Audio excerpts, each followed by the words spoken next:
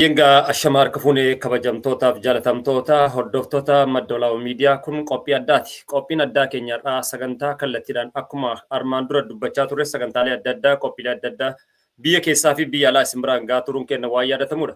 Keessaayyuu dargaggoota biyyoota adda addaa jiran kan dandeettii adda addaa qaban kan taalantii adda addaa qaban isin biraan gahaa turree jirra. Har'as immoo biyyuma abbaa keenyaarraa akkuma armaan dura sagantaa adda addaa ijaarsa irratti warroota bobba'an akkasuma taalantii adda addaa warroota qaban kallattii adda addaatiin biyyarraa isin biraan gahaa turree jirra. Har'a mootu kallattiidhaan kan isin biraan geennu Oromiyaa irraa keessaayyuu dhalataa godina Baalee kan ta'an Dr. Abdul Bahari Ismail asitti argamu. Isaaniin erga wal barreen boodatti sagantaa keenyatti deebina. Salaamu alaikum warahmatullahi wabarakatuh. Wa alaikum salam warahmatullahi ta'ala wabarakatuh. Duraan dursee Dr. Baga nagaan dhuftanii eenyu jedhamtu maqaan keessan eenyu eessatti dhalattanii maamiltoota keenyaan erga wal barreen boodatti kallattiidhaan sagantaatti deebina. Baay'ee galatoomii ulfaadhu obboleessa kiyya Ahmad Gazali. Ani maqaan kiyya guutuun Abdul Bari Ismail Somo jedhama. Kan dhaladhee guddadhee Oromiyaa godina Baalee aanaa Madda Walaabuu ganda Odaa jedhamu keessatti. Ayyan galatooma Dr. Saatii keessan aarsaa gootanii gara foddaa Madda Walaabuu miidiyaatiin biyyuma abbaa keessanii Oromiyaa irraa sagantaa kanarratti dhufuu keessaniif galatooma isiniin jedha. Ayyan kan itti dhalattan godina Baalee aanaa Madda Walaabuuti jettanii jirtanii mee godinni Baalee naannoon isin itti dhalattan kun maaliin beekamti? Seenaa Oromoo keessattis haa ta'u oomisha adda addaatiinis haa ta'u goloon Oromiyaa hundinuu waan ittiin beekamanii fi aayidentii mataa isaanii qabu waan ta'eef naannichi sun maaliin beekama Dr. Abdul Bahari Ismail?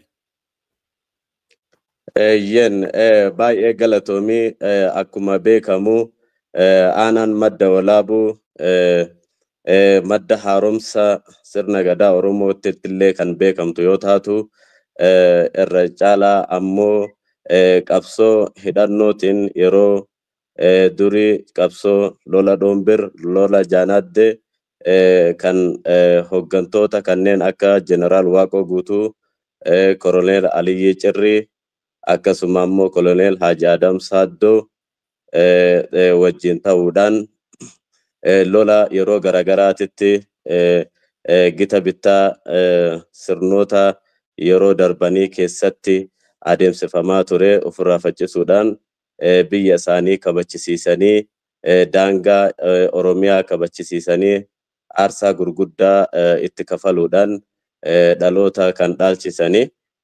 Kanaaf irra caalaa aanaan Madda Walaabuu qabsoo yeroo kanniiniitiin kan beekamtu keessattuu 1963 onwards kanarratti gad fageennan abbootiin keenya akaakileen keenya qabsoo hadhaa taasisanii lafa kana tiksanii nuun gahanii jiranii. Aanaan Madda Walaabuu gabaabumatti kanaan beekamti. Waa muraasa kaasuudhaaf jechuudha.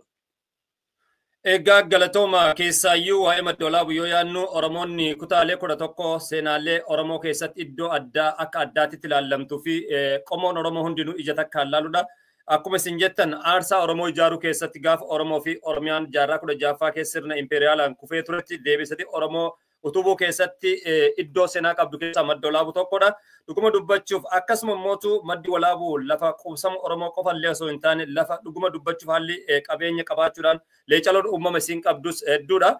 Mee dhimmicha seenaa kallattiidhaan walitti deebinaa dhuguma dubbachuuf ichitti dhalattanii ichitti guddattanii mee sadarkaan barnoota keessanii imalli barnoota mana barumsaa achumatti barattan moo iddoo biraatti barattan kan jedhu kallattiidhaan kara barnoota keessanii deebine kallattiidhaan sagantaa keenyatti deebine waan taateef akkamii gulantaan barnoota keessanii akkam ture?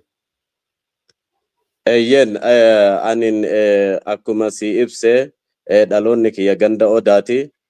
Sambooda mana barumsa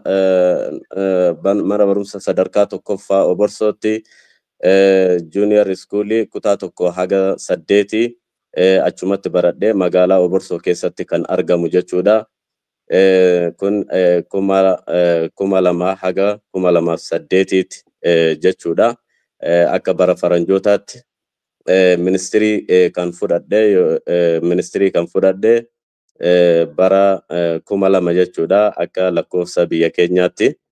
Sambooda gara magaalaa Bidiree Juma'aanaa Madda Walaabuu keessatti kan argamtu garasitti imaluudhaan kutaa 9 fi 10 achitti barachuu dandahee jira.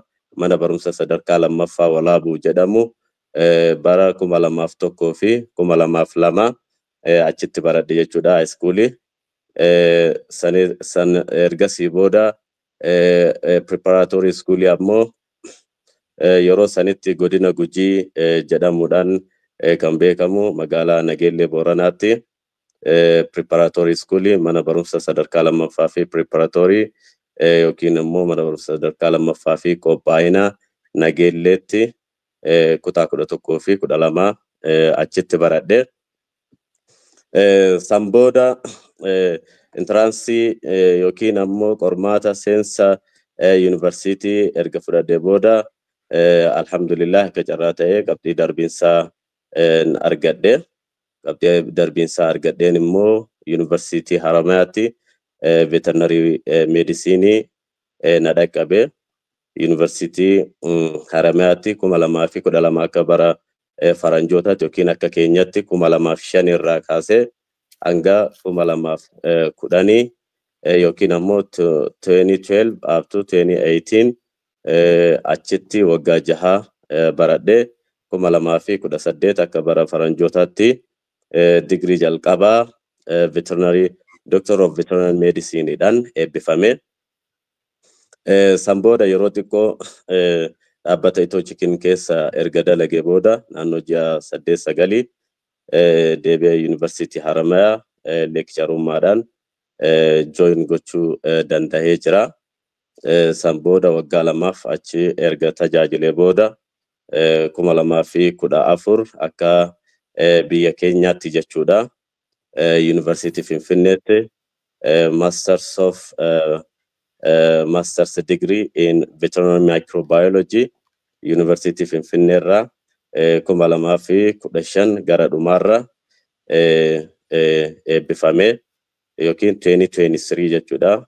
July 2023 Masters kiyya eebbifame. San booda deebi'ee waggaa tokko yuunivarsiitii Haramayaatti erga sadarkaa gargaaraa profeesoraatiin tajaajilaa ture. Kolleejjii Fayyaa Beeyladaa yuunivarsiitii Haramayaa keessatti jechuudha. Barana 2024-2025 jechuudha yookiin ammoo bara 2017 akka lakkoofsa biyya keenyaatitti muummee barnoota PhD veterinary microbiology dhaan Yuunivarsiitii Finfinnee join godhee amma PhD barnoota sadarkaa PhD hordofaan jira jechuudha. Gabaabumatti sadarkaan barnoota kiyyaa kana fakkaataa jechuudha. Egaa kan dhaggeeffachaa jirtan sagantaa tamsaasa kallattii gara foddaa madda olaanoo miidiyaatiin kan isin biraan gahaa jirru dargaggeessa kaleessaa Aadhamootu sadarkaa Dr. Abdul Bahari Ismail dhuguma dubbachuudhaaf chaalenjilee gurguddaa bu'aa bayii hedduu keessa darbitanii oborsurraa jalqabee keessaa imala yuunivarsiitii Haramayaa yuunivarsiitii Baha Afrikaatti seenaa guddaa qabuu fi beekamtummaa guddaa akka biyyaatti qabu keessaa eebbifamuu caalaa wanti nama gammachiisu tokkollee hin jiru. San biras darbitanii sadarkaa gargaaraa profeesarummaatiin hojiilee gurguddaa hojjettanii har'antan ammootu miidiyaa qe'ee keessan fakkaatu maqaa keessan fakkaatu bakka dhalootaa keessan fakkaatuu fi Oromoo fi Oromiyaa kan fakkaatu asiin duras hayyoonni Oromoodhaa kan akka injiinar Faamii fa'aa akkasuma immoo injiinar Boontu Saalii fa'aa ijoollee Harargee hedduu asirra dhufaa ture. Gaafiin sun deebi'ee jira. Ijoollee keessanis barbaade asirra fidaa jechaa turani. Kuno Dr. Abdul Bahari Ismail fideen jira dhugaa dubbachuudhaaf for the first time miidiyaa kanarratti dhalataa Baalee sadarkaa barnoota sadarkaa kana ga'ee fiduu kiyyaaf hedduun gammada. Waan hundaafuu miidiyaa maqaa keessan fakkaatu iddoo dhaloota keessanii fakkaatu maqaa keessan fakkaatu irratti dhufuu keessaniif maaltu isin dhagama Dr. Abdul Bahari? Dhugaa dubbachuudhaaf obboleessa kiyya Ahmee baay'een itti gammade. Maaliif dargaggoonni akka keetii kunin miidiyaa qabatanii karaa miidiyaatiin hawaasa isaanii sagalee uummata isaaniitiif ta'u akkasuma ammoo karaa miidiyaatiin turizimii biyya isaanii turizimii naannoo isaanii akkasuma seenaa naannoo isaanii seenaa Oromiyaa seenaa iddoowwan hawwata turizimii garagaraas haa ta'uuti akka waliigalaatitti miidiyaan humna guddaa qaba waan ta'eef akkuma maqaan isaa bareedu kana miidiyaa kanarratti dhugaa rabbii dubbachuudhaaf affeeramee yaada qabu bahachuudhaaf asitti affeeramuu kiyyaaf baay'ee itti gammada. Hedduun itti boona jechuudha obboleessa kiyya. Ulfaadha beeksisa kanaan booda walitti deebinaa turtii gaarii.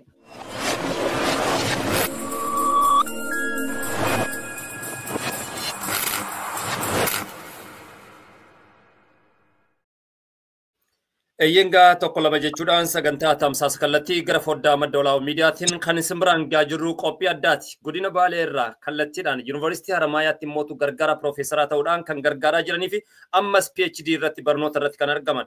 Waa'ee dhimma isaanii qabannee dhufneeti miti. Sagantaa itti aanutti yookaan kutaa itti aanutti immoo dhimmoota Dr. Abdulbahari Ismail akka dargaggootaaf fakkeenya ta'utti akka dargaggootaaf barnootaaf hubannoo ta'utti sagantaa kutaa itti aanutti qabannee isiniif dhiyaanna. Har'an tana mootuu dhimma amman tana marsaalee hawaasummaa irratti argaa jirruu fi Oromoo fi Oromiyaan kallattii adda addaatiin dubbachaa jiran waa'ee hawaasa keenya madda olaabuutiin wal qabatee isaanitti dhaabbachuudhaan marii geggeessina. Mee Dr. Abdulbahari dheenna kana madda olaabuutti maaltu uumame maal ta'e dhimmicha hawaasa keenyaan wal qabatee jiru? Galatoomii dhiheenya kana akkuma baay'een keenya quba qabnuu fi hordofaa jirru akkasuma immoo karaa miidiyaa hawaasummaatiin obboleewwan keenya biyyoota garaagaraa irra jiraatanii biyya keessas haa ta'u biyyoota alaa garaagaraa keessa jiraatan deeggarsa taasisaa jiran aanaa madda olaabuutitti dhiheenya torbaan lama dura walitti bu'iinsa daangaa naannoo Oromiyaatii fi naannoo Sumaaleetii irratti mudateen keessattuu naannoo ganda maddaa jechuudha. Walitti bu'iinsi daangaa kun irra deddeebiidhaan kan mudatu yoo ta'u inni marsaa kanaa ammoo cimee ol siqee haga gara maddaatitti dhiyaatee dhukaasni garaagaraa dhagahamaa turee jira. Sababa walitti bu'iinsa kanaatiin ammoo dubartoonni akkasuma immoo daa'imman balaa garaagaraatiif saaxilamanii mana jireenya isaaniitirraa mana ho'aa bultii isaaniitirraa buqqa'anii baqachuun dirqama itti ta'ee jira jechuudha. Kanaan wal qabatee ammoo lammiileen hedduun jireenya isaaniirraa mana isaaniirraa akkasuma ammoo qabeenya isaanii dhiisanii baqatanii sharaa jalatti yeroo ammaa kana gaaddisa godhatanii kan argaman yoo ta'u haaluma kanaan wal qabatee ammoo uummanni Oromoo bal'aanis ammoo deeggarsa garaagaraa taasisaa jira. Kana ammoo gadi fageenyaan wanni irratti hojjetamaa jirus jira. Gadi fageenya wanni irratti hojjetamaa jirus jira. Haa ta'uuti ammoo deeggarsa walitti qabamaa jiru. Ganaa daandiirra jira kana san jechuu hin dandeenyu. Gargaarsaatiin darbinu osoo gama gargaarsaatiin darbin keessaa hawaasni keenya dhimmicha rakkoo daangaatiin wal qabatee aarsaa gurguddaa kafaluu isaa ni yaadatama. Keessaayyuu amman tana hoo maalirra jira sadarkaa gargaarsaatti ni deebina waan taateef hawaasni kun dhimmichi kun tasgabbaa'ee jira. Manguddoonni dhimma kanarratti maal fakkaatu sochiin naannawa san jiru amman tanatti maal fakkaata tasgabbii miirri tasgabbii jira. Galatoomii ammatti miirri tasgabbii hin jira jechuun hin dandahama. Sababiin isaa yeroo darbee waraanni turee jira waldhabdee walitti bu'iinsi daangaa irratti turee jira. San hordofee jaarsoliin naannoo sanitti argaman maanguddoonni naannoo sanitti argaman dhimmicha gidduu seenanii qabbaneessuudhaaf yaalaa turanii jiranii akkasuma qaamni mootummaa gama lamaaniin jirus wal argee ture.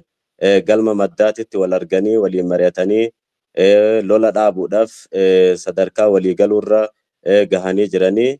Erga sanii immoo kallattiidhaan walitti bu'iinsi yookiin lolli ifa ta'ee kan geggeeffame hin jiru.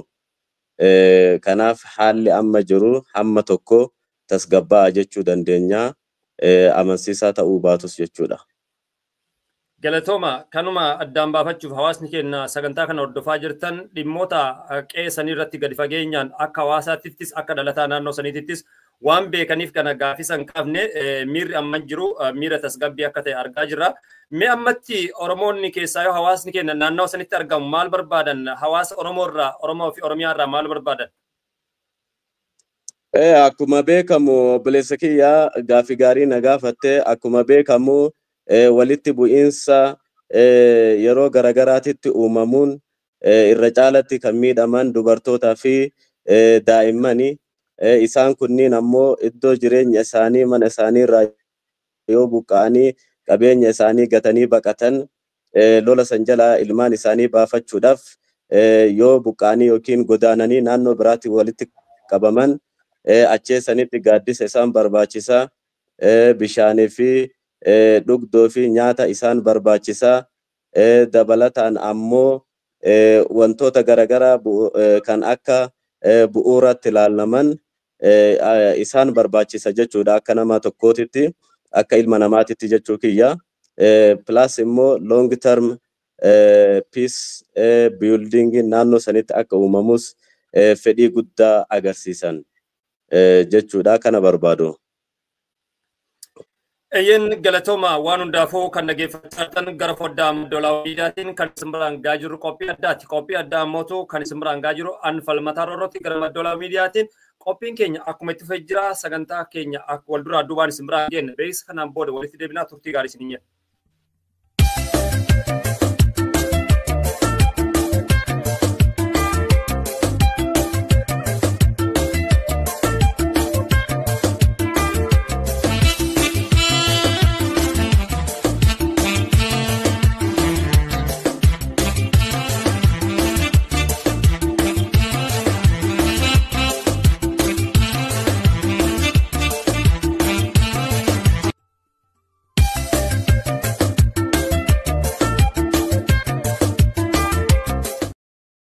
Eeyyengaa walitti deebi'ee jira. Daawwattoota keenya namoonni sagantaa kana hordofaa jirtan viidiyoo irratti qabeenya Oromiyaan qabdu adda addaa mul'isaa turre. Namoonni tartiibaan barreessan kallattiidhaan badhaasa qabdanii koomantii jala nu kaa'uudhaan wantoota piikchara irratti argitan suuraalee argitan goloo Oromiyaa keessa kan jiran keessaa isaan tokkodha. Qabeenya turistii biyya keenyaa keessaa isaan tokkodha. Nu barreessaa isiniin jechaatiin sagantaa keenyatti deebinee jirra. Turtiin keenya Dr. Abdulbahari Ismail Gargaaraa Piroofeesara Yuunivarsiitii Haramaayaa irratti kan hojjechaa jiran ammas immoo sadarkaa PhDtiin barnoota isaanii hordofaa jiran kan itti dhalatan kibba ba'a Oromiyaa keessaa godina Baalee dachee sena qabeetti Maddoolaa dhalatanii Oborsorraa jalqabuudhaan sadarkaa yuunivarsiitii irratti namoota argaman keessaa isaan tokkodha. Waan hundaafuu mee amman tanatti keessaa yoo hawaasni keenya miira gargaarsa uummata keenya ni gargaara kan jedhuun akkuma kaleessa Wallagga, Jimma, Harargee fi Boorana kallattii adda addaatiin gargaaraa turre marsaalee hawaasummaa irratti dhiyeenya kana gargaarsi jalqabamee jira. Gargaarsa kanaaf immootu dirqama akkaawuntii barbaachisa. Akkaawuntiin kun immootu ni jirra ni qabna kan jedhu hawaasni biyya keessaa dubbate. Kana jechuun akkaawuntii wayitu jira jechaadha. Sun ammootu waldaa walaabuu naasirreessan jeetiin yaada. Waldaan hundeeffamee yeroo hedduu hawaasa kana hojjechaa ture. Garuu ammoo haalota tokko tokkoon hawaasatti mul'achuu baatullee naannawa sanii beekamtii qabu waan jiru kallattii saniin gargaaramaa jira. Waldaan kun maal jedhama? Dr. Abdulbahari Ismail maaliif bu'uureffamee maalirra jira? Waldayi yeroo ammaan kana rakkoo walitti bu'iinsa daangaa amma duratti kaasneen walqabatee deeggarsa taasisuudhaaf fi waamicha uummata Oromoo bal'aaf taasisee ture. Dhaabbata gargaarsaa fi misooma walaabuu jedhama. Walaabuu Charitable and Development Organization kan jedhamudha. Dhaabbanni kunin erga hundaa'ee dhaabbata waggaa tokko hin caalle jechuudha. Umrii waggaa tokko hin caalle bara 2016 yookiin 2023 keessa dhaabbata ilmaan biyyaatiin akkasuma dhalattoota naannichaatiin hundaa'ee hojii tola ooltummaa fi misooma garagaraa irratti hawaasa keenya cinaa dhaabbachuudhaan deeggarsa garagaraa taasisaa jiru jechuudha. Kanaaf dhaabbanni kunin toorowwan xiyyeeffannoo kanneen akka fayyaa, kanneen akka rakkoo qulqullina bishaan dhugaatii dhabuudhaan wal qabatee jiru furuudhaaf akkasuma ammoo asirrattiin isin qabadhaa dhiifama wajjin keessaa waldaan bu'uureffamee jira. Yoon bu'uureffamee eenyuun bu'uureffamee kaayoon isaa yookaan mul'anni isaa of duraa kan jedhutti osoo hin darbiin dura mee eenyuun bu'uureffame akkamitti bu'uureffame? Yen galatomi obboleessa kiyya dhaabbanni kunin kan bu'uureffameen ilmaan biyyaa kan baratan kan naannoo sanatti argamaniin dhaabbata bu'uureffame dhaabbanni kunin ammoo wanti inni yeroon inni bu'uureffame waggaa tokko amma bara 2016 keessa hundeeffame. Sababni yookiin ammoo ka'umsi hundeeffama waldaa kanaa ammoo yeroo garagaraatitti naannoo gammoojjii kana keessatti rakkoon uumamaatii fi namtolchee ni mudatu. Keessattuu immoo jijjiirama qilleensaatiin wal qabatee hongeen yeroo garagaraatitti hawaasa keenya ni mudataa jechuudha. Kanaaf deebii gochuudhaaf yookiin kanaaf akka deebii ta'uuf jaarmee ammoo qabaachuun murteessaa ta'uu hin amanne. Plus immoo yeroo garagaraatitti dhaabbanni idil-addunyaas haa ta'u dhaabbanni akka sadarkaa biyyattiitti dhimmoota gargaarsaa fi tola ooltummaa garagaraa irratti socho'an naannoo Oromiyaa gola Oromiyaa garagaraa keessa akkasuma Itoophiyaa keessa iddoowwan remote ta'anii fi rakkoo nageenyaatiif yaaddoo uuman jedhanii sodaatan seenuu ni rakkatu. Akkasuma ammoo ragaa qabatamaa funaanuu fi deebii sirrii ta'e kennuu irratti illee ni rakkatu. Waan ta'eef dhaabbanni grassroots yookiin immoo dhaabbanni naannoo sanatti ammoo beekamuu fi ilmaan naannoo sanirraa bahaniin ijoollee naannoo sanirraa dhalatanii bahaniin yoo ijaaramee hundeeffamee hojii keessa galee rakkoo kana bu'uurarraa furuu ni danda'a jennee waan amanneef dhaabbata gargaarsaa kana hundeessuu dandeenya jechuudha faami. Egaa galatooma dhuguma dubbachuuf keessaa yoo sagantaa kana kan dabarsaa jirru Walaabuu Charitable and Development Organization dhaabbata yeroo dhiyootti dhaabbate keessaa hundeeffamni isaa bara 2016 reefu waggaa tokko xumurutti jira.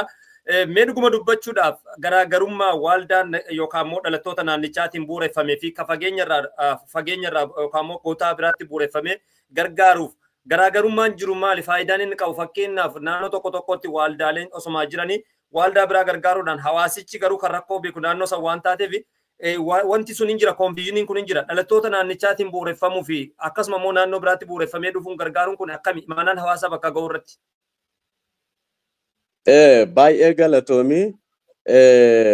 Amma dhaabbanni naannoo biraarraa hundeeffamee naannoo biraatti hundaa'ee naannoo biraa yeroo tajaajilu ragaa gahaa hin argatu tokko kana. Lammaffaa ammoo bu'uurarraa rakkoon qabatamaa naannoo sanitti mudatee maal akka ta'e yoo kan hin beekne ta'e misliid ta'a jechuudha. Karaa hin taaneen hojiirra oola. Amaanaan uummataas yookiin amaanaan dhaabbilee garagaraarraa fuudhamee hawaasa saniif geeffamus akka barbaadametti galma barbaadame san touch gochuu dadhabuu danda'a. Kanaaf ammoo grassroot organizationiin ammoo yoo jiraate local organizationiin akkanaa yoo jiraate rakkoowwan kanneen immoo gad fageenyaan adda baasee qoratee ergasii ammoo deebii sirrii ta'ee hawaasa saniif quubsaa kan ta'u deebii gahaa kennuu danda'a. Akkasuma ammoo hawaasa keessaa dhalatte hundinuu wal beeka waan ta'eef gidduu kanatti immoo kun hagga tokko rakkoo amanamummaan wal qabatee jirus ni hir'isa jedhee yaada jechuudha. Walduraa duubaan sagantaa keenya simbiraan gennee jirra. Keessaayyuu daataa gahaa argachuu irratti naannoo biraarraa kan dhufe rakkoo akka isa qunnamuu fi akkasuma immoo imaanaa hawaasaa saffisaan bakka san ga'uu irratti mudannooleen gurguddaan ni mudata. Waaldaan akka waaldaatti immoo wal bira dhaabbatee wal jabeessuun, waliin hojjechuun, waliin dubbachuun jabina gareelee adda addaa ni fida. Kanaaf asumaanuu Walaabuu Charitable Development Organization dhaabbilee Oromoo yookaan mootuu tola ooltummaa kam wajjinuu dubbachuudhaaf balbalti keessan banaadha moo akkamii hariiroo wanti uumtan jira hagammaatti reef dhalachaa jira nan beeka garuu hagammaatti yaalileen godhame jira tarii waliin hojjechuu irratti waliin hubachuu irratti waliin dubbachuu irratti. Baay'ee galatoomi. Dhaabbanni kunin dhugaa dubbachuudhaaf hayyamni isaatii fi sochiin isaalleen objektiiviin isaalleen akka sadarkaa biyyattiitti kan yaadu jechuudha. Ayyamni isaalleen akka sadarkaa federaalaatti kan bahee fi naannoo Itoophiyaa keessa jiran irra caalaa isaanii keessatti illee hojjechuudhaaf hayyama kan qabuu fi kanallee ammoo fuulduraaf irratti hojjechuudhaaf kan yaalaa jiru jechuudha. Kunin ammoo nutiin keessattuu ijoolleen naannoo gammoojjiitti dhalannee guddannee rakkoon garagaraa yeroo garagaraatitti hawaasa keenya hin mudata waan ta'eef sirritti beeknaa jechuudha rakkoon hawaasaa maal akka ta'uu danda'u. Kunin ammoo as keessa chaalenjiiwwan jiranillee mo'achuudhaaf baay'ee nu gargaara. Dabalataan immoo dhaabbanni kunin akka sadarkaa biyyattiitis ta'ee dhaabbatoota sadarkaa idil addunyaatitti jiran wajjinis akkaatuma umriin isaa dabalaa deemuun muuxannoo isaa dabalaa deemuun akkasuma visibilitiin isaa yookiin ammoo beekamtiin isaa dabalaa deemuun hariiroo cimsachaa deema jechuudha. Kanaaf haga ammaatitti dhaabbanni kun akkuma sii kaase erga dhalate waggaa tokko kana keessatti dhaabbatoota garagaraa wajjin paartinarshiippii uumuudhaaf yeroo garagaraatti paartinarshiip leetarii yookiin leetar of intent galchaa turee jira. Haa ta'u waldaalee tokko kan biyya alaatti argaman wajjin hariiroo waldaa tokkollee ta'u wajjin hariiroo uumuu dandeenyee jirra. Garuu akka barbaadametti illee ta'uu baatu fuulduratti immoo adaduma ekspiriyaansiin dhaabbata kanaa dabalaa deemuun dhaabbata kamuu wajjin waldaalee kamuu wajjin afooshaalee kamuu wajjin akkasuma ammoo namoota dhuunfaa garagaraa wajjin kan dhimmoota tola ooltummaatii fi misooma hawaasa keenyaa misooma Oromiyaa irratti fedhii qaban wajjin hojjechuudhaaf karri keenyaa dhibbatti banaa ta'uu isaa gamanumaa si mirkaneessuu barbaada. Buleessa kee. Galatoma ulfaadhaa keessaayyuu yaadota hedduu nu dabarsitanii jirtanii kan dhalateef ta'ullee hojiilee dansaa hedduu akka dalagee fi dhimmoota hedduu nu kaastanii jirtanii Dr. Ulfaadhaa isiniin jechuun barbaada. Keessaayyuu balbalti keessan banaa akka ta'e kam wajjin hojjechuudhaaf inumaayyuu miila bal'ifattanii deemuudhaaf abdii akka qabdan argaan jirra. Mee hojiileen keessaayyuu amman tanatti hojjettan hedduun argaan ture viidiyoolee hedduu jira suuraalee hedduu jira. Akkuma jalqaba irratti isiniif eeruuf yaaletti amma hoo maal irratti argamamee dhaabbanni kun maal hojjechaa jira dhimmoota biraatti deemnaa hojiilee fakkeenyummaa hedduu jira sanniitti osoo hin darbiin duratti amma hoo maal irra jira sadarkaa isin barbaaddan saniin deemaa jira miseensota horachuudhaan telegiraamaan haa ta'u marsaalee hawaasummaa adda addaatiin yaamichi dhalattoota naannichaatiif keessaayyuu biyyoota adda addaa jiranii wanti gootan jira dhaabbata kanaan wal qabsiise.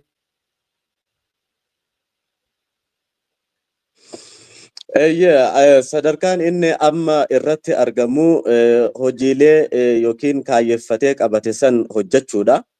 Inni isaan kanneen keessaa ammoo inni adda duree ta'ee dhaabbata kana beeksisuudha. Itti aansee immoo miseensa horachaa deemuudha jechuudha. Kanaafiyyuu haga ammaatitti biyyoota alaatitti illee haa ta'u biyya keessatti illee kutaalee hawaasaa garagaraa wali yookiin immoo bakka buutota kutaalee hawaasaa garagaraa wajjin barbaachisummaa jaarmaya barbaachisummaa dhimmoota hawaasummaa irratti waloodhaan deebii kennuu akkasuma immoo barbaachisummaa hawaasni keenya gama aadaa hojiitiin fooyyeffachuu qabu gama barnootaatiin fooyyeffachuu qabu gara walitti dhufeenya hariiroo gandoota ollaa yookiin aanota ollaa wajjin qabu cimsachuu qabu akkasuma immoo aadaa hojii dargaggoota kanneen irratti bal'inaan mari'achaa turee jira irratti illee hojjetaa jira ammatti immoo miseensa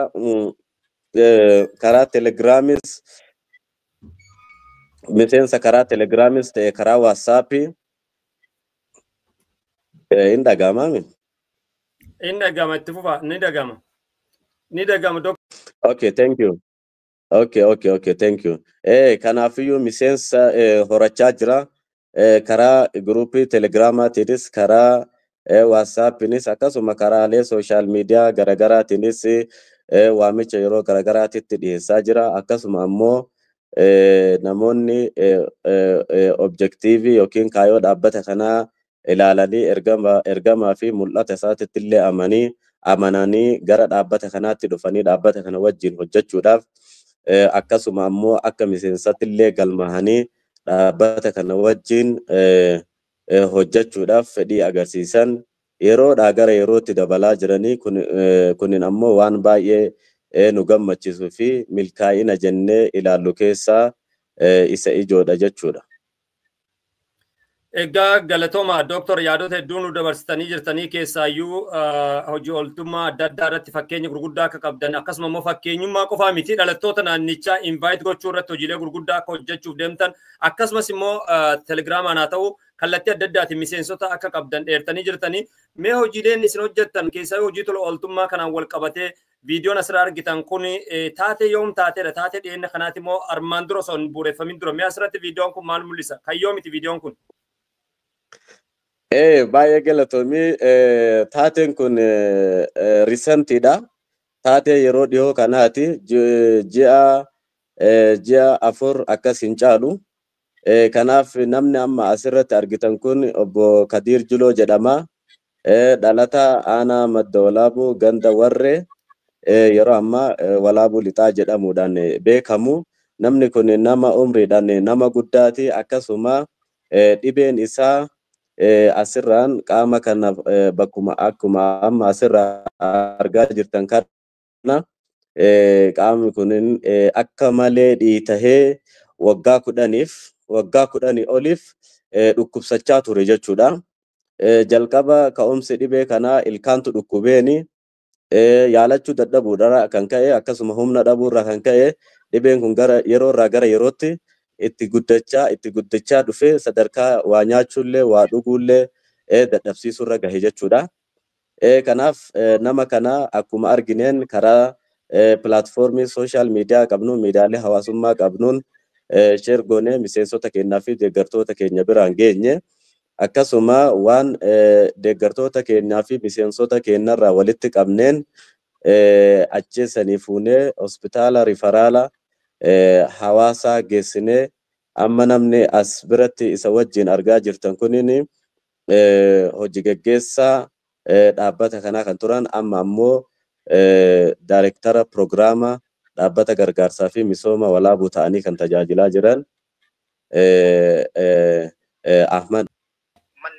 Isattuu dhaabbata kana bakka bu'ee hospitaala rifaraalaa kana geesse jechuudha.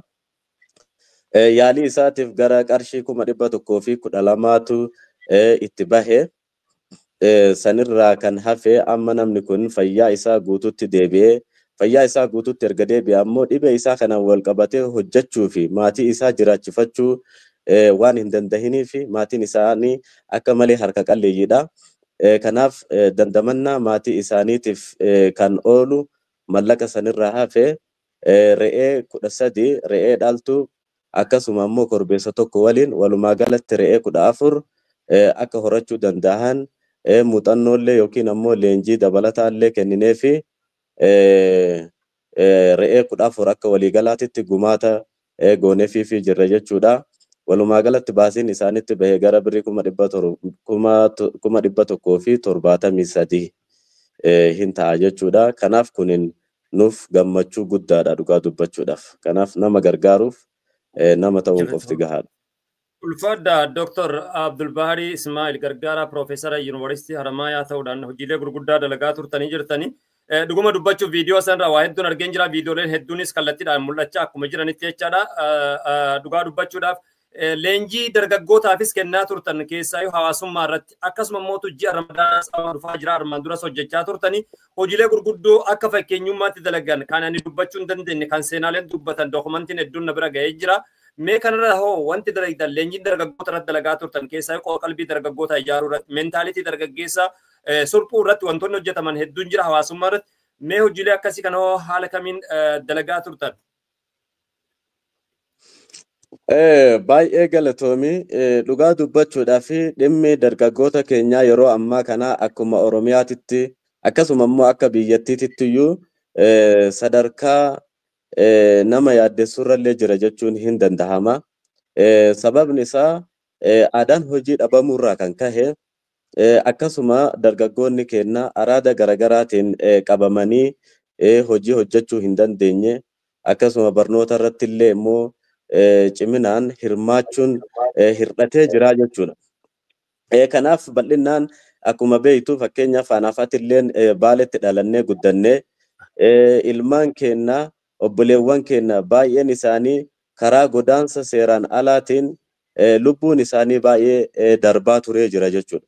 Kunin waan baay'ee nama yaaddessuu fi garaa nama nyaatu carraa kanaanis ammoo hojiin bal'aan dargaggoota Oromoo irratti hojjetamuu qabaa kan jedhu ergaan qabaa. Kanaaf nutin wanni hojjenne yoo jiraate dargaggoonni keenya aadaa hojii akka fooyyeffatan hojii tokkollee ammoo osoo hin tuffanne akka hojjechuu danda'an akka hojjechuu qabanii fi maatii isaaniillee gargaaruu bira dhaabbachuu biyyaafillee immoo dhaloota itti gaafatamummaa qabu horachuun dirqama waan nurratti ta'uu fi itti gaafatamummaa isaanii kana beekanii hojiin tokkoon isaanii bahatan yookiin gaheen tokkoon isaanii diinagdee keessatti barnoota keessatti bahan deebi'ee biyya kana calaqqisiisa waan ta'eef dargaggoonni keenya wal ta'uudhaan walitti hidhamiinsa gabaa uumatanii wal wajjin tahanii karaa gurmaa'insaatiin yookiin karaa waldaatiin illee ta'u ijaaramanii hojii garagaraa irratti akka hirmaatanii fi araada garagaraa faana akka hin banne ammallee immoo godaansa seeraan alaa kanarraallee of qusatanii biyya keessatti illee hojjetanii akka gaariitti yoo ciman jijjiiramuun akka danda'amu yeroo garagaraatitti hubannoo carraa arganneen kennaa turree jirra. Riisoorsii haa dhabnu malee hamma dandeenye yaaliin nuti godhaa turree abdachiisaadha. Kunin ammoo irra caalaa itti fufiinsaan kan dalagamu jechuudha.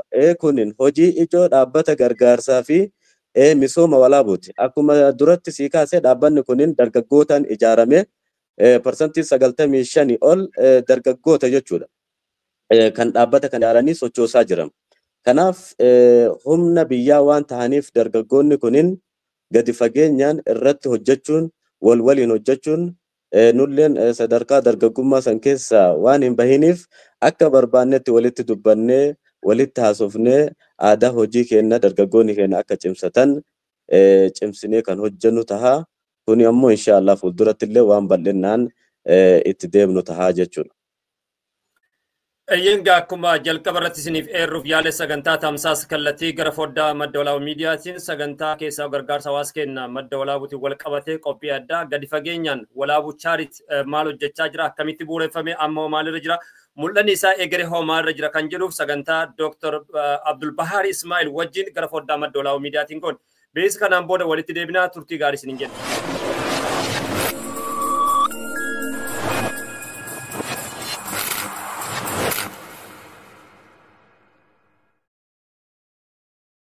Eeyyengaa deebi'een dhufeen jira akkuma daawwachaa jirtanitti sagantaa qophii addaa isin biraan gaa jirra. Kan isin biraan gaa jirru immoo foddaa madda walaabuu miidiyaa irraati.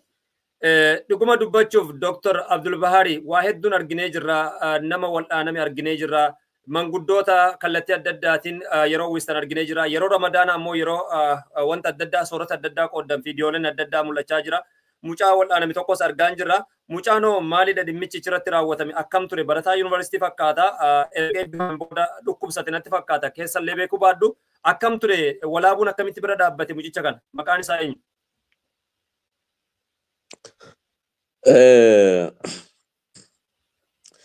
Mucaan amma ati naa kaaste kun maqaan isaa Mubaarak jedhama.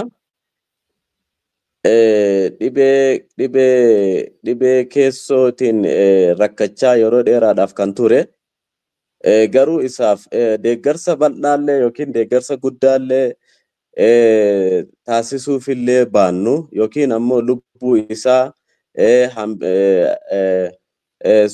maqaan isaa Abdulhakiim Hussein Galchuu jedhama.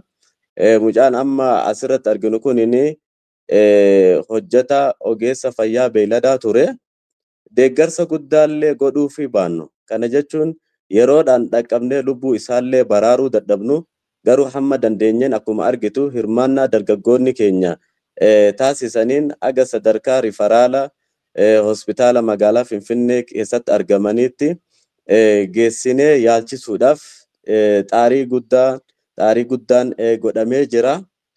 Haa ta'uuti ammoo namni kun rabbiin lubbuu isaa jannataan haa qananiisu lubbuu isaa oolchuu hin dandeenye kanaaf akka barbaannetti tajaajiluu hin dandeenye wanni jedhee sii kaaseef jechuudha. Mucaan kun hiriyaa kiyya dargaggeessa ana wajjin waliin baranne kutaa tokko waliin barataa turre 9-10 waliin barataa turre gola tokko keessatti jechuudha. Dhibee onneetiin dararamaa ture, dhibee onneetiin rakkachaa ture. Akkuma beektu dhibeen onnee kun yaaliin isaa baay'ee ulfaataadha. Keessattuu biyya keessatti yaala isaa argachuudhaaf waggaa hedduu dabaree eeggachuu qabda. Haa ta'uuti immoo haga dandeenye yaallee lubbuu isaa oolchuu hin dandeenye lubbuudhaan addunyaa kanarraa akiramee jira. Walumaa galatti mallaqni isaa sababa isaatiif walitti guuramee gara miliyoona takka tuqaa lamaatti siqa. San keessaa wanni yaala isaarraa hafe ammoo maatii isaa ilmaan inni gatee biraa du'e ijoollee dhiira jajjabduu 4 qaba. Haadha manaa takka wajjin jechuudha. Kanaaf isaan saniif ijoollee saniif waan gaaddisa isaaniif ta'u mana jireenyaa kaarimeetirii 300 irratti argamu akkuma suuraa gubbaatti mul'atu kanaan binnee haaromsinee karaa maanguddoota keenyaatiin karaa abbootii gadaatiin qulfii dabarsinee maatii kanaaf kenninee jirra. Dabalataanis ammoo manni kunin gara qarshii 350 fixee dabalataan immoo lafa qonnaaf ta'u mana hin nyaatan ijoolleen kun mana itti jiraatanii mana qabaachuun qofti gahaa miti jechuudhaan riisoorsii gamaa gamanaa walitti cimmisnee waan hafe lafa qonnaa gaarii hektaara 2 ta'u gara qarshii 230tiin binnee ijoolleen kun akka itti jiraataniif dabarsinee kenninee jirra. Kunis hojii boonsaa dhaabbanni kunin yeroo ijaarumsarra jiru hojjate waan ta'eef alhamdulillahi rabbil aalamiin lubbuu guyyaan rabbi jedhe isiin hin haftu. Haa ta'uuti ammoo waan haga humna ilma namaa keessa jiru hojjechuudhaaf yaallee jirra. Ummanni keessattuu hirmaannaa gama yaadaatii fi gama kiisa isaaniitiin godhan dargaggoonni aanaa madda walaabuu akkasuma ammoo oborsoo akkasuma lammiileen garaagaraa kan biyya keessaa fi biyya alaarraa obboleessa keenya kanaaf gumaata taasisan carraa kanatti fayyadamee baay'ee galatoomaa ulfaadhaa ifaajeen keessan kunoo lafan banne ilmaan obboleessa keenyaa kanaaf waan gaariirra ooltee jirti jechuu barbaada.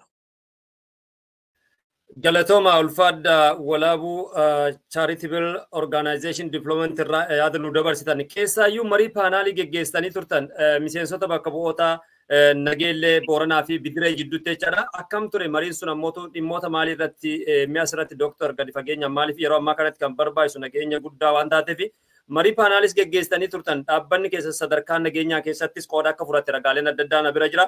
Sammadditti immoo deeggarsa meeshaalee barnoota bara 2017 wabeeffachuudhaan akka gochaa jirtan mana barumsaa adda addaa keessatti jechaadha. Kanarraa xiqqoo dubbanne sagantaa keenya gara goolabuu irratti immoo gargaarsa hawaasa keenyaa akkam ta'uu qabaa fi akka hawaasa keessa hirmaachisaa jiru tokkotti yaada hawaasa Oromooti dabarsitanii mee ammaaf mariin paanaalii sun akkam ture Dooktor?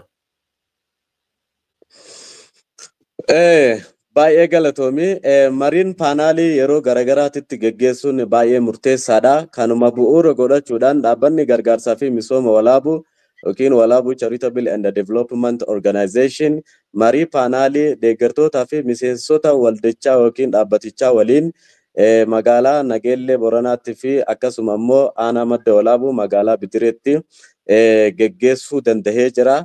Mariin paanaalii kun kan irratti xiyyeeffate hojiilee aga yeroo saniitti dhaabbanni kun dalage miseensotaa fi akkasuma hawaasa bal'aadhaaf ifa gochuu ture. Dabalataan immoo barbaachisummaa jaarmahaan waa hojjechuu akkasuma ammoo wanni xiqqoon bishaan walitti yoo cimmisan agamta akka bu'aa guddaa buusuu danda'u. Agamta akka bu'aa guddaa buusuu danda'u agarsiisuu yaallee jirra. Dabalataanis ammoo dhimma barnoota ammoo gad fageenyaan kaasnee kan irratti mari'anneedha jechuudha mariin paanaalii kun. Dhimma barnootaa keessattuu cabiinsa barnoota akka Oromiyaatitti nu mudataa jiruun hin beekama. Yeroo ammaa kanatti yoo akkam guddate barataa mana barumsaa tokkorraa barataa muraasa jechuudha kan yeroo ammaa yuunivarsiitii jooyin godhaa jiru. Kunin ammoo haalli barnoota yeroo ammaa godhamaa jiru barattoota kanneen ceesisaa hin jiru. Kunin ammoo rakkoon gama tokkoon maatii barattootaarraa akkasuma barattoota mataa isaanii irraa kan madde waan ta'eef gama kanaan cabiinsa barnootaa amma nu mudate kana gadi fageenyaan maatiin akka hordofuu qabuu fi dargaggoonni yeroo umrii dargaggummaa isaanii kanatti dursa kennanii fi kan irratti xiyyeeffannaa taasisuu dandeenyee jirra. Mariin sunis galata rabbii milkiidhaan goolabame jechuudha. Kan itti aanu ammoo dhimma barnoota deeggarsa meeshaalee barnootaatiin wal qabatee naa kaasteef Walaabuu Charitable and Development Organization bara barnoota 2017 kanatti seensa saaqinsa mana barnoota saaqinsa barnoota bara 2017 kanatti meeshaalee barnoota daftaraa fi kobbee jechuudha. Aanaalee 3 keessatti aanaa Liiban bulchiinsa magaalaa Nageellee Booranaa akkasuma ammoo aanaa Madda Walaabuutii fi Walaabuu Lixaatti deeggarsa meeshaalee barnootaa kana taasisee jira. Baay'inni barattoota deeggarsa meeshaalee barnootaa kanaan fayyadamoo ta'anii barattoota 440 mana barumsaa 9 keessatti deeggarsa kana taasisnee barattoota 440 akka waliigalaatitti gara dirree barnootatti deebi'anii barnoota isaanii gammachuudhaan akkasuma ammoo si'aayina olaanaan hordofuu akka danda'an taasisuu dandeenyee jirra. Baajetii yookiin ammoo fandiin kun kan irraa argame deeggartoota keenyaa fi akkasuma ammoo miseensota keenyaa biyyoota alaa garagaraa keessatti argaman wajjin marii taasisuudhaa fi gaappii jiruu fi hanqina jiru bal'inaan adda baasnee erga dhiyeessinee fi booda deeggarsa kana argachuu dandeenyee jirra. Akkuma suura irratti argitan akkasuma ammoo daataa isaa ditteelillee keessan si ergee jira. Tokkoon manneen barnootaa deeggaramanii fi baay'ina barattoota deeggaramanii illee si ergee jira. Kunin ammoo xiyyeeffannoo guddaa fi ol'aanaa ijoo jechuudha kan dhaabbanni gargaarsaa fi misooma walaabuu irratti hojjechuu barbaadu akka guutuu biyyattiitti yoo rabbi nu laaffise jechuudha.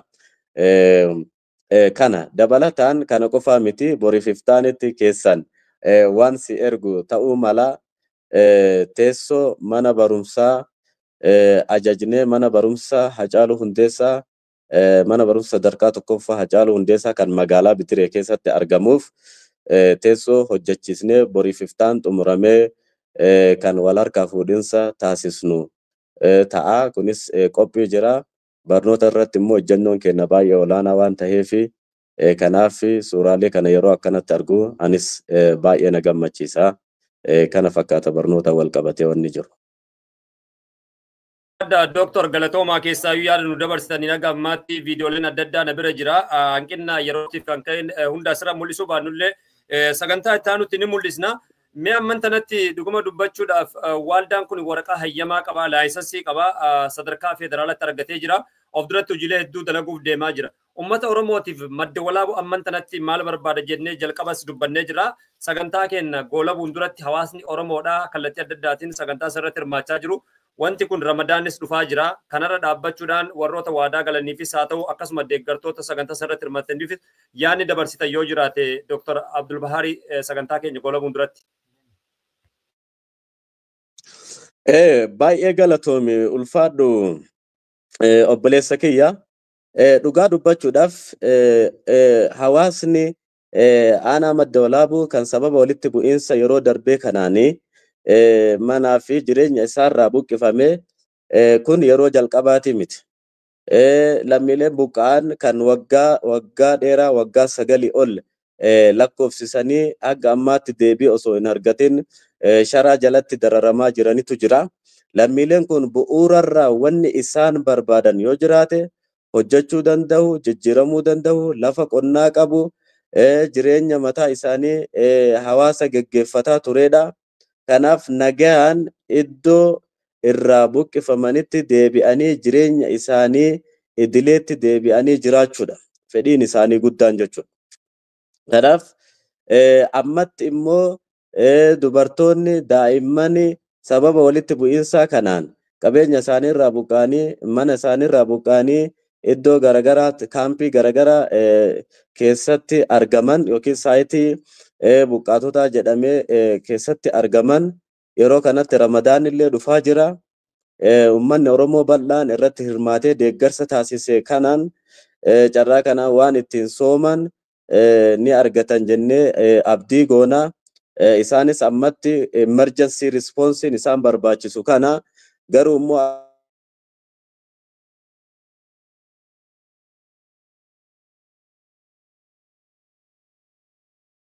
Egaa daawwattoota keenya kan dhaggeeffachaa jirtan gara foddaa madda walaabuu miidiyaatiin kan isin biraan gahaa jirru qophii addaati. Qophii addaa keenya Dr. Abdul Bahari Ismail dhalataa godina Baalee kan aanaa madda walaabuu ta'uudhaan akkasumas immoo gargaara piroofeesara yuunivarsiitii ta'uudhaan yeroo ammaa kana hojjechaa jiranii fi akkasuma PhD yeroo ammaa kanatti barumsa PhD irratti argaman gara foddaa madda walaabuu miidiyaatiin qabannee isinii dhiyaannee jirra. Eeyyengaa akkuma argitan sababa neetworkiitiin kan ka'e kallattiidhaan isaan sagantaa kana xumuruu hin dandeenye. Sagantaa kanarratti yaan isaan dabarfachuu barbaadan yoo jiraate keessaa yoo rakkoon hawaasa keenya godina Baaleedha aanaa madda walaabuu jabduun harkaa qabu dhimma nyaataa osoo hin taane dhimmoota soorataa osoo hin taane dhimmi isaan barbaadaa turan dhimma qe'ee isaanii irratti deebi'uudha. Sharaa keessaa banii mana isaanii irratti lafa isaanii irratti deebi'anii jireenya kaleessa gadadoo fi misa kaleessa turan keessatti akka deebi'an hawwii guddaa hawaasaa akka ta'ee fi gadi fageenyaan hawaasni fedhiin inni qabu qe'ee isaatti deebiitiin qe'ee isaa keessatti ani abbaa manaati abbaa qe'eeti jedhee jiraachuu barbaada kan jedhu yaadnuu dabarsanii jiran jechaadha. Kunis ta'e sun dhuguma dubbachuudhaaf uummanni keenya godina Baaleedhaa rakkooleen kun tokko lamaa miti sadii afur jechuudhaan yaada isaanii irratti kan nu dabarsan Dr. Abdul Bahari Ismail.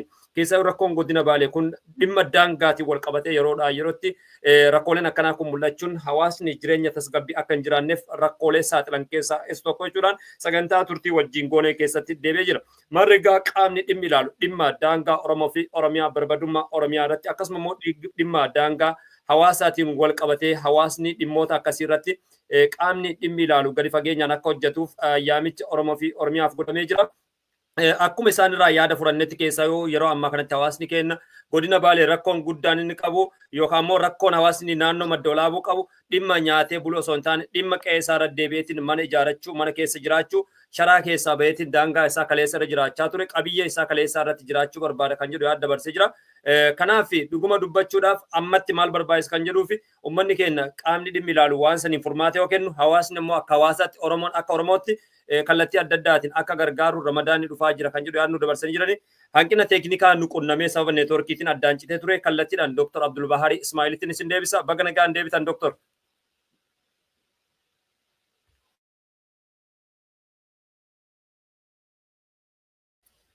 Dr. Aggammaatti neetworkiin isaan qabee jira tarii yoo haalli mijaa'e ni dubbatan jeetii yaada. Dhuguma dubbachuudhaaf yeroo ammaa kanatti ni dhagama Dr. itti fufaa ni dhagama.